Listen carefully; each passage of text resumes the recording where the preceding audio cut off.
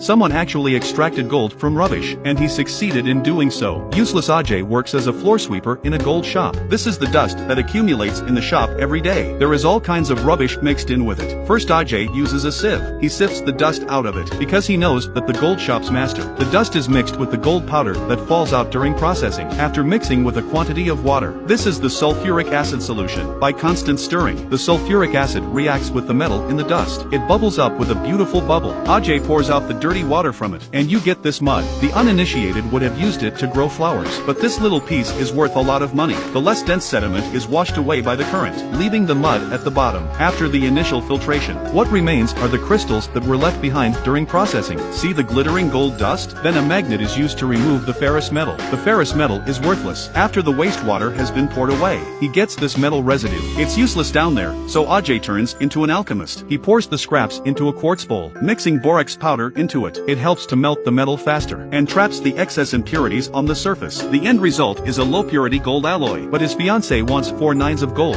G still has to continue processing. The alloy is crushed into flakes, after adding aqua regia. Boil it to dissolve it completely, while evaporating and concentrating. Nitrogen dioxide gas is constantly emitted, eventually turning into a blue liquid. When poured into water, it turns back into clay. Then the borax is added once more and melted. At last, we have a grain of gold. It's only a gram or so, but for 10 years, Ajay has cleaned 8 gold shops. He has collected so many gold grains. Now he can ask his big brother to help him melt it into gold bars, pouring the gold sand into the casting model, and then into the hot furnace. The sand will melt again. Remove the cast gold bar from the mold. Under the processing of the machine, stamped with the 4 nines full gold logo, he can then give it to his fiancée.